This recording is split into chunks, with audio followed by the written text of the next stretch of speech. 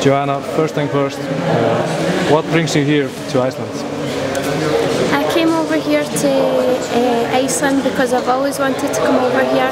It's one of the places that was on my list, and I've been putting it off and putting it off, and eventually I just bit the bullet and came over here, and it's a privilege to come here and train with Gunnar, and Hallie was happy enough to have me here, so I'm over the moon to be actually here and to get to train as well as visiting Iceland.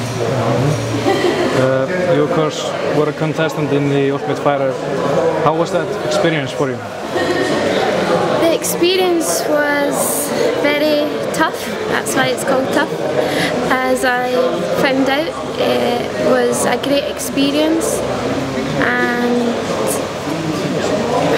it was, apart from being tough, it was amazing to be part of the first all-female cast, but it was very tough to be away from my team, and to be coached under other people was pretty tough, but it was an experience and I learned things, and I learned how to, I was positive in a tough situation and I got through it and I dealt with it, so I survived. That was the main thing. Even though they only showed a small part of what actually happened, if you can imagine that all the time, that's what it was like. And I think with reality TV, in the Ultimate Fighter, they can't really put words into your mouth, you know.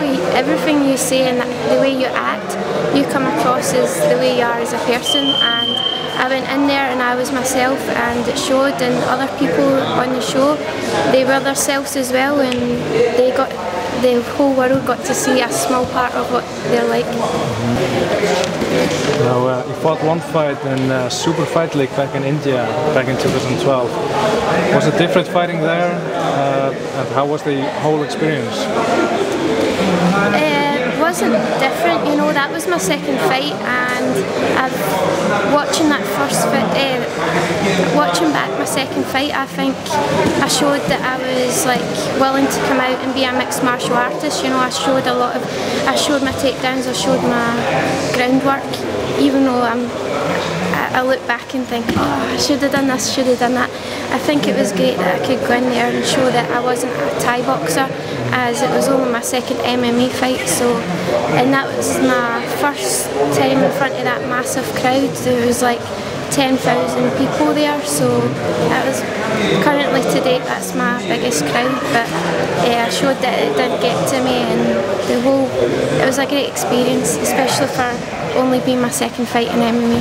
Yeah. Recently there's been a lot of fighters failing drug tests. What is your take on that, and do you think it's just the tip of the iceberg, or do you think there are more drug test failures going to come up?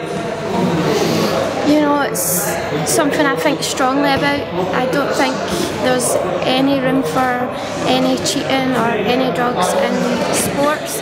I think it should be a fair playground, and I think it is definitely with, I mean, in the past 2 weeks we've seen like 3-4 top UFC fighters come out and their results have been positive. I think it's a disgrace, you know. We're in a sport and we're trying to be role models, and it's not good for the sport. Definitely not for UFC. Do you think it's a similar problem in your weight class, or maybe even the female division? Yeah, have you seen some of the girls? I'm like, what the hell are you eating? Because I'm certainly not eating that same meat. I don't know, you know, you can never judge a book by its cover. A lot of the girls say they've got good genes and this kind of stuff. You just have to take that, if they're being honest or not. But to be honest, I don't care. They can, I think if you take drugs, if you take any kind of performance enhancement, then that's on your head, you know. You mentally think that you need them, and that's your problem. Has your daily life changed in any way since the Ultimate Fighter?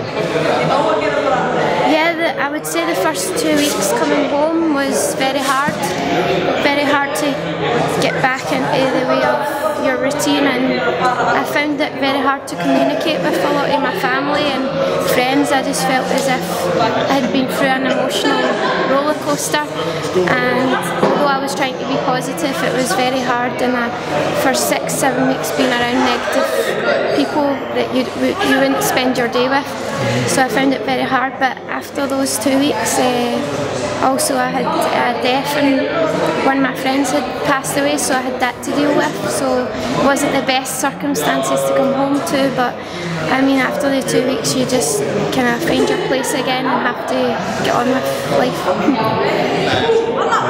Thank you for your time and enjoy your time here. Oh, thank you.